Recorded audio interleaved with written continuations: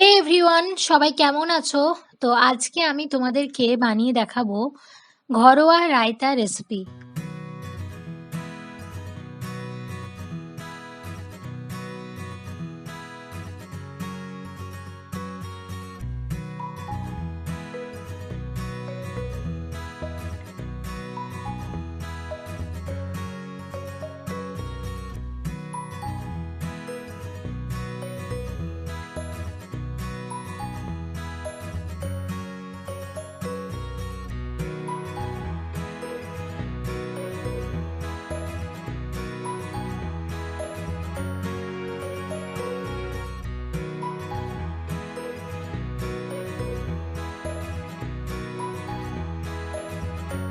তো এটা বানাতে গেলে আমার লাগবে পেঁয়াজ নিয়েছি 4 পিস, শসা লাগবে, গাজর, কাঁচা লঙ্কা নিয়েছি কয়েকটা, ধনে পাতা নিয়েছি, আর লাগবে এটা হচ্ছে এখানে ব্ল্যাক পেপার, মানে যেটাকে আমরা গোলমরিচ বলে থাকি। ব্ল্যাক পেপার নিয়েছি,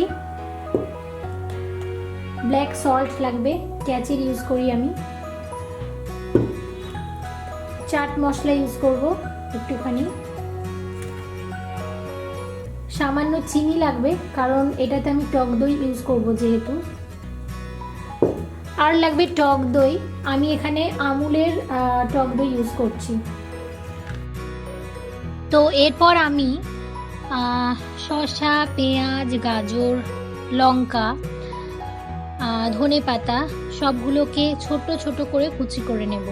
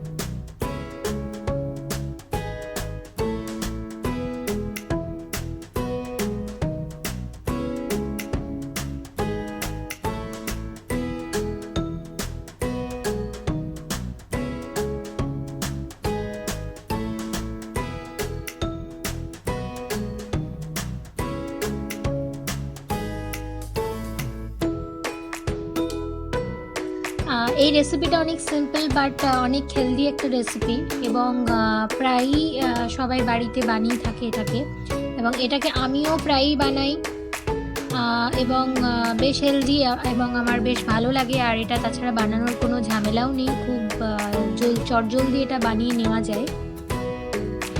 তো এইভাবে আমি আস্তে আস্তে পেঁয়াজ,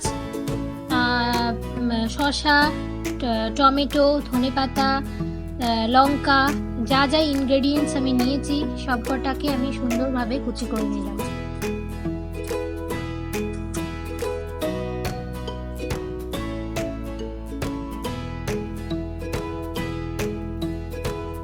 এরপর আমি একটা পাত্রের মধ্যে টক দইটা নেব। আমি এখানে আমুলের টক দই ইউজ করছি। তারপর টক দইটাকে নেওয়ার পর টক দইটাকে বেশ কিছুক্ষণ ধরে ভালো মতো ফেটাতে হবে। অনেকক্ষণ ধরে টক দইটাকে ফেটাতে হবে, কারণ রায়তা খেতে ততটাই ভালো হবে যত টক দইকে আমরা ভালোভাবে ফেটাবো। সুতরাং টক দইটাকে আমি আগে ফেটিয়ে নিই ভালোভাবে।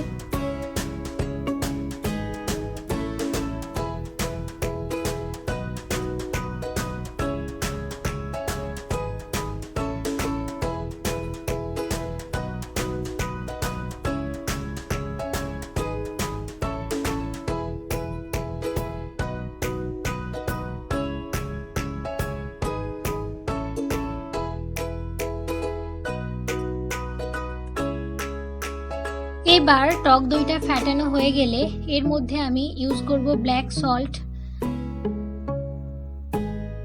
মানে যেটাকে আমরা বিট নুন বলে থাকি।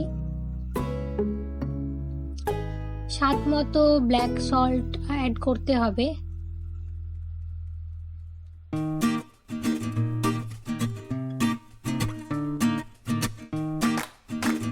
অনেকে নর্মাল যেটা লবণ হয় সেটা ইউজ করে, বাট আমি এখানে ব্ল্যাক সল্ট ইউজ করে থাকি, এতে টেস্টটা আরও বেশি ভালো হয়। আর ইউজ করব আমি এখানে ব্ল্যাক পেপার, মানে গোলমরিচ গুঁড়ো। গোলমরিচ গুঁড়ো আমি অ্যাড করে দিলাম। আর লাগবে চাট মশলা। এভারেস্টের একটা চাট মশলা পাওয়া যায়, তো চাট মশলাটাও আমি অ্যাড করে দিলাম খুব সামান্য পরিমাণে।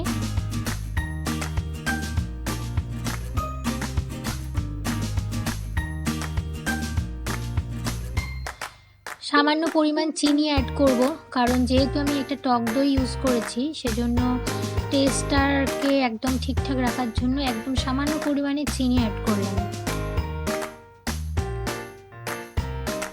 তারপর আমি কুচানো ইনগ্রেডিয়েন্টসগুলোকে এর মধ্যে অ্যাড করব।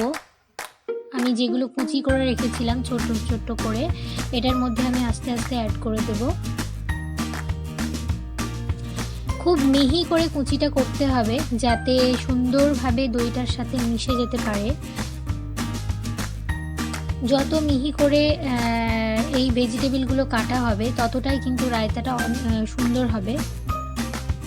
তো আমি যতটা সম্ভব মিহি করে কাটার চেষ্টা করেছি, তোমরা যদি আরও পারো আরও মিহিভাবে ভেজিটেবলগুলোকে কাটার চেষ্টা করবে। তো আস্তে আস্তে আমি এবার দইটার মধ্যে এই কেটে রাখা ভেজিটেবলগুলোকে অ্যাড করে দিলাম।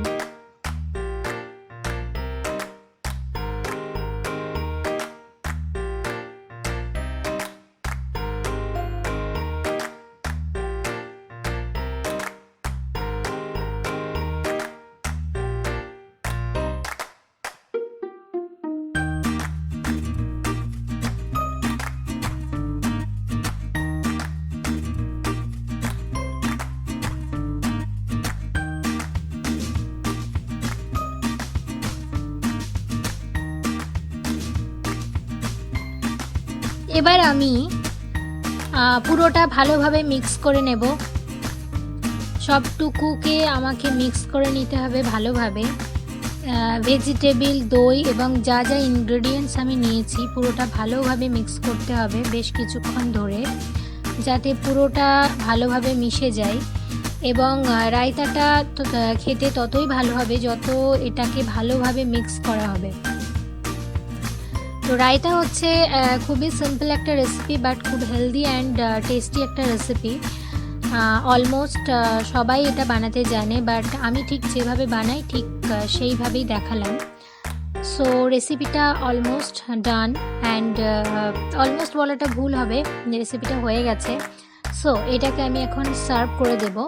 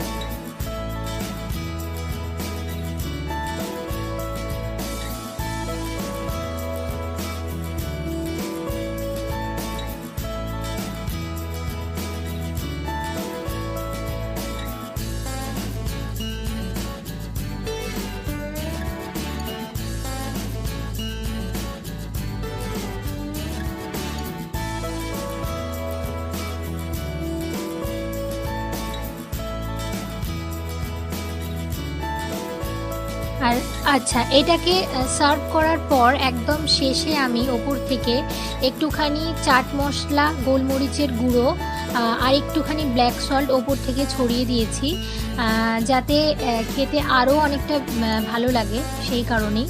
সো সবাই ভালো থাকবেন। Thank you so much for watching, and yes, please stay connected.